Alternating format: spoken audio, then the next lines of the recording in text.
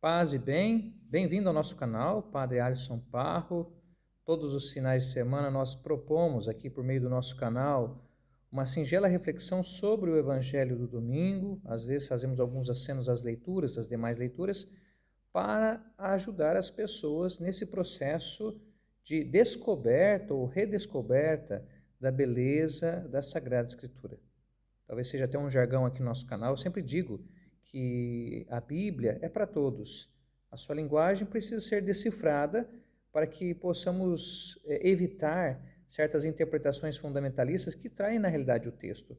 Mas com uma boa dose de estudo, de catequese e de leitura do próprio texto, nós podemos entender a palavra e atualizá-la no dia a dia da nossa vida.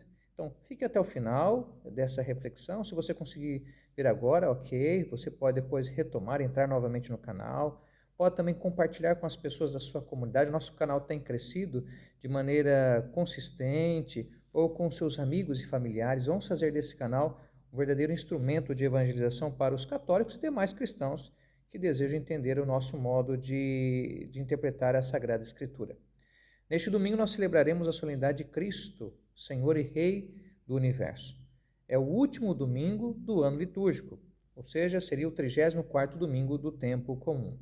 Quando que essa solenidade foi instituída? Eu acredito que seja interessante nós recuperarmos elementos históricos para entendermos o contexto da igreja. Tudo na igreja tem o seu sentido. Esta solenidade ela foi instituída em 1925 pelo Papa Pio XI. Esse momento histórico é um momento muito difícil, já vai fazer 100 anos, hein, ano que vem, da instituição desta solenidade. Em 1925, o mundo, principalmente a Europa, estava vivendo momentos difíceis. Em 1917, nós tivemos a Revolução Comunista na Rússia. O Partido Fascista aqui na Itália estava no poder e você via a ascensão do Partido Nazista na Alemanha. Ou seja, três cosmovisões, três maneiras de olhar o mundo de maneira totalitária, de maneira absoluta, em que se coloca como protagonismo, cada um à sua maneira, do homem sobre a face da terra. O Papa Pio XI percebeu o perigo para a sociedade europeia, esse perigo que estava nascente, depois vai desembocar na Segunda Guerra Mundial, que acontece de 1939 a 1945, e o Papa resolve por bem instituir a solenidade de Cristo Rei, declarando que o único rei, aquele que deve ter a pretensão de absoluto sobre todas as coisas, é somente o Cristo.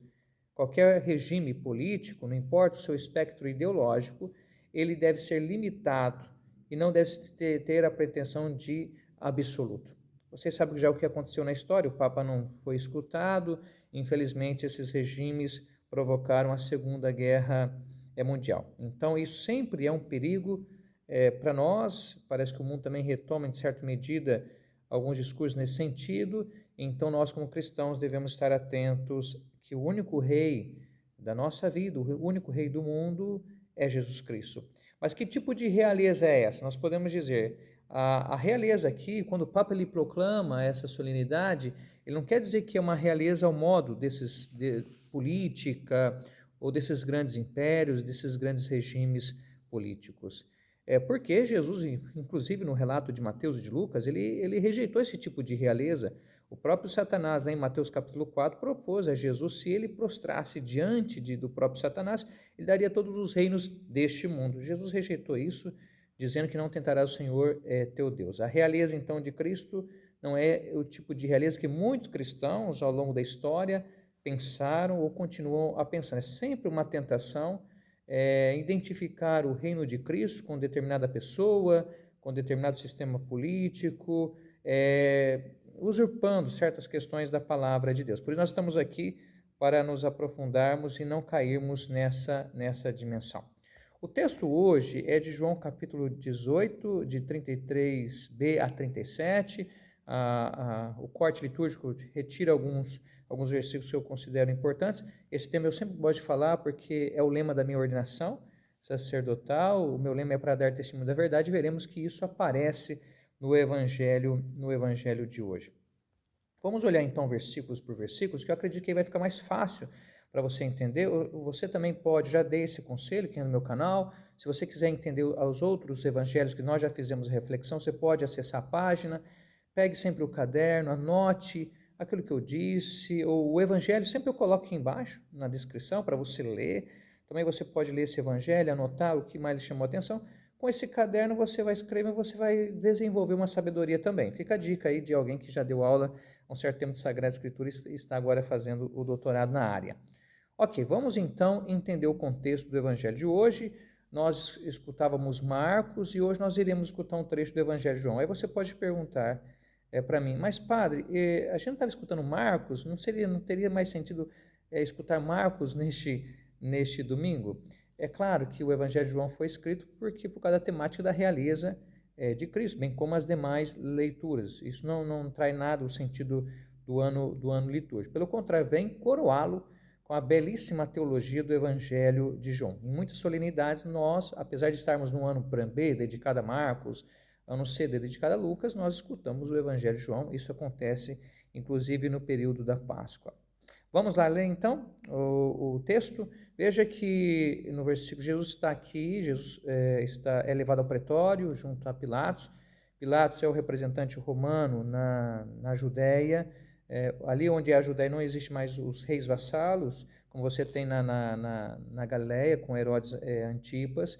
Então Herodes assumiu, Pilatos assumiu de fato o poder naquela região, um poder jurídico como representante do Império Romano.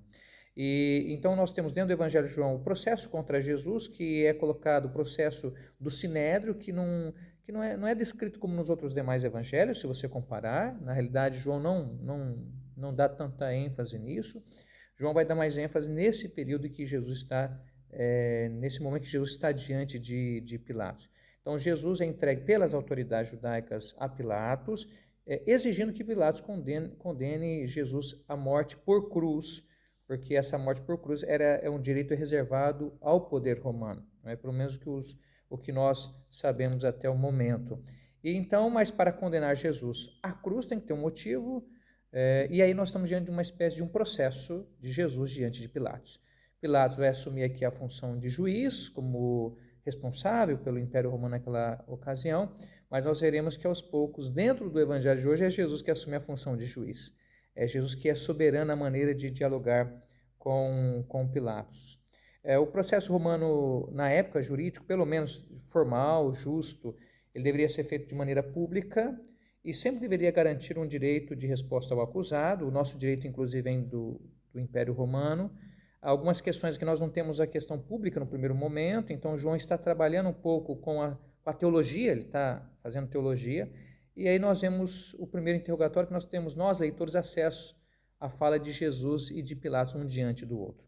Pilatos, evidentemente, aqui representa o poder político, o poder absoluto do império na época, que submete as nações e estabelece a chamada paz romana, e Pilatos representa o poder mundano do mundo, do mundo construído pelos homens, e Jesus, que é o rei divino, o rei que veio para nos revelar a verdadeira face do Pai.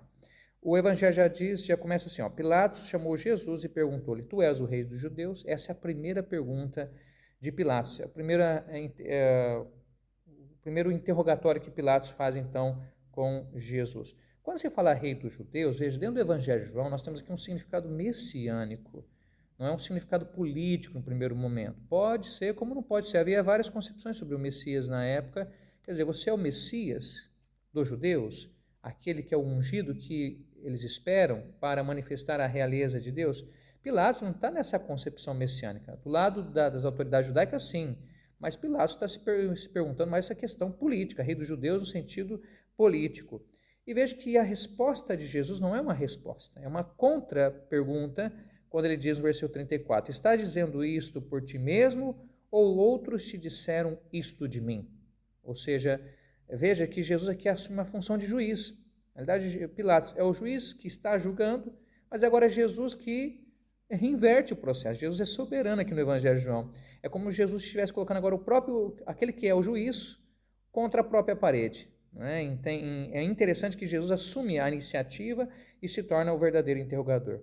E aí Pilatos é levado diante desse questionamento de Jesus que vai levar a verdade à narrativa, quem o entregou? Pilatos vai dizer no versículo 35, por acaso sou judeu? O teu povo e os sumos sacerdotes te entregaram a mim.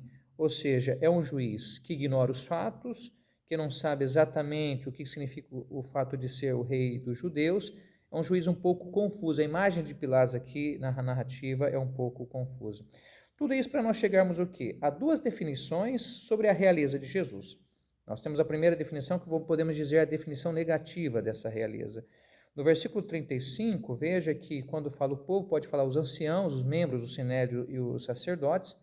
Os sumos sacerdotes, dentro do Evangelho de João, desde o capítulo 7, versículo 32, 45, capítulo 11, versículos 47, 49, capítulo 12, versículo 10, são os grandes responsáveis que querem levar Jesus à morte. Veja, que fizeste? De fato, essa pergunta, segunda pergunta de Pilatos para Jesus, se dirige àquilo que é a ação de Jesus, e dentro do Evangelho de João, sempre a ação de Jesus é questionada pelas autoridades judaicas. Por que você faz isso? Jesus fala, eu trabalho porque o Pai também trabalha. A ação de Jesus é uma ação que introduz as pessoas no mistério de Deus, na fé.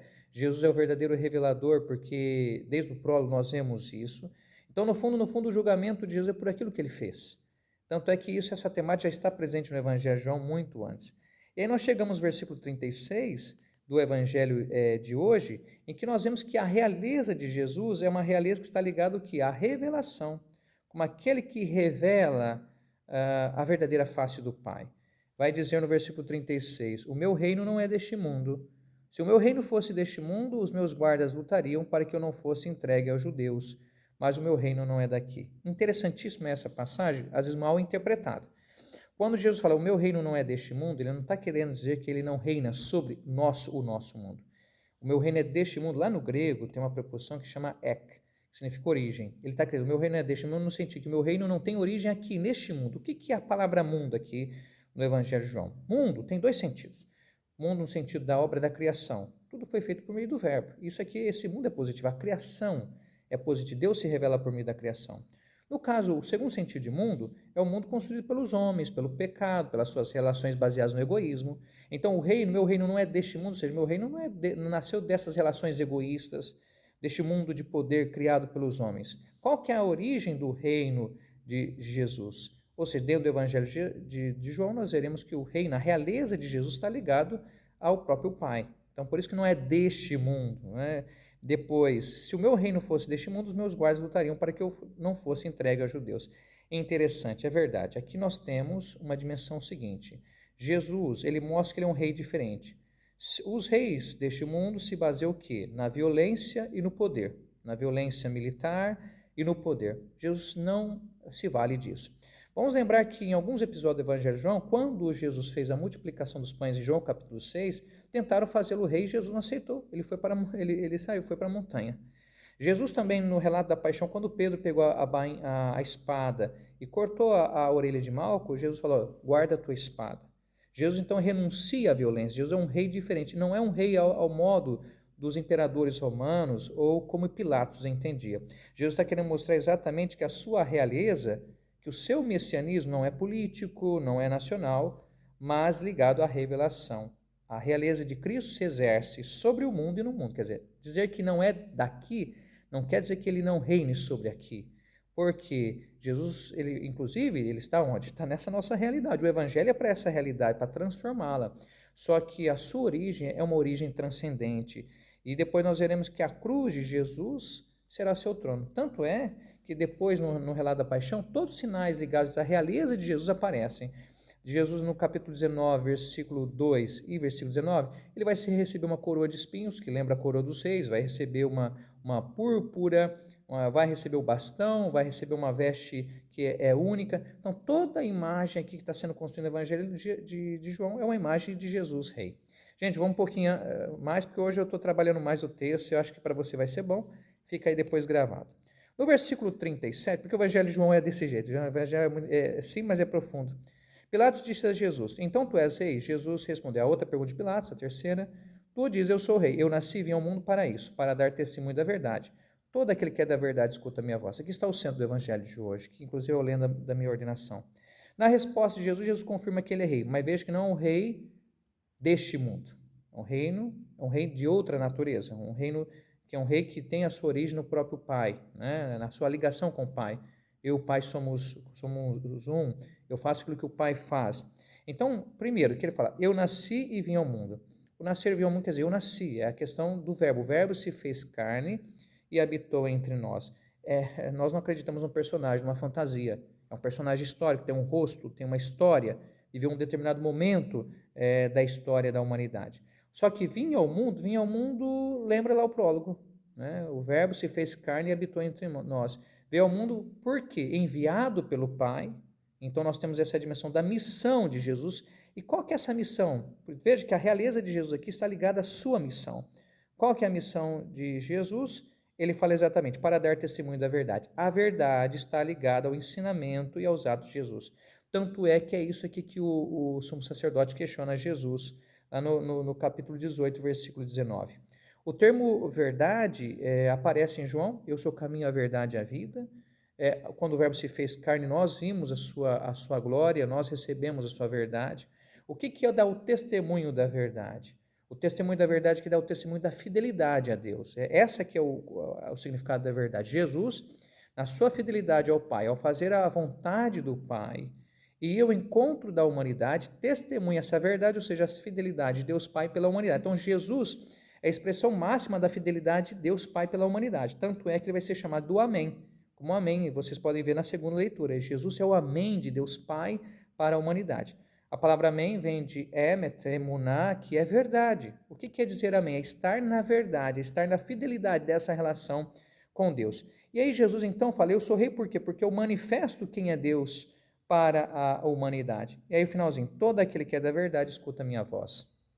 Aqui nós temos que lembrar de João capítulo 10. As minhas ovelhas escutam a minha voz. Ou seja, aquele que tem fé, aquele que se abre à relação com Deus, acolhe a fidelidade de Jesus ao Pai. Pilatos não vai aparecer o que é verdade, ele não vai responder. Então, diante desse momento do julgamento de Jesus, esse processo contra Jesus continua. Para nós acolhermos a realeza de Jesus, é preciso nós termos fé em Jesus, entender que Jesus veio revelar para nós a misericórdia, o amor divino, e se nós não acolhemos isso, nós, na realidade, não aceitamos o reino de Deus, a realeza de Jesus sobre nós. Veja, então, ao proclamar a solenidade de Cristo, o Rei do Universo, aceitar a realeza de Cristo é crer em Cristo e viver a sua palavra. E como isso faz bem para uma sociedade em que as pessoas elas têm a decisão de escutar a Jesus como ovelhas que reconhecem Jesus como o bom pastor. Então, esse finalzinho do evangelho aqui, todo aquele que é da verdade escuta a minha voz, deve ser relacionado a João capítulo 10, eu sou o bom pastor, as minhas ovelhas me conhecem, eu conheço minhas ovelhas e elas escutam a minha voz. Veja que é muito mais do que uma questão política, uma questão imperialista, aqui é uma experiência de fé. Então você pode fazer essa experiência da realeza de Cristo na sua vida. Para a gente encerrar, você, de fato, Jesus é o rei da sua vida, você tem fé em Jesus, você acolhe, você está do lado daqueles que continuam a crucificar Jesus. O processo contra Jesus não terminou, ele está aberto. Está presente em cada cristão que vive a palavra de Deus, em cada comunidade que se esforça, mesmo em meio aos poderes deste mundo, manifestar o verdadeiro mundo, que é o mundo de Deus, que é o mundo da criação, o mundo querido pelo Senhor. Ao celebrar este último domingo de tempo comum, faça uma revisão de como você viveu esse ano litúrgico e já faça a tua proposta espiritual para o próximo ano litúrgico que nós começaremos no primeiro domingo do Advento. Para nós católicos seria um momento então de fazermos uma revisão e retomarmos e verificarmos o que Marcos nos ajudou ao longo de todo esse ano. Semana que vem nós começaremos o ano C, o Evangelho de Lucas. Deus o abençoe e o guarde sempre e que nós possamos reconhecer que Jesus é o rei da nossa vida e se ele foi julgado pelo Pilatos, né, a primeira leitura e a segunda leitura vai mostrar esse reino transcendente que um dia há de vir para julgar, esse rei que há de vir julgar os vivos e os mortos. Um grande abraço para você e para toda a sua família. Jesus Cristo é rei para a glória de Deus Pai.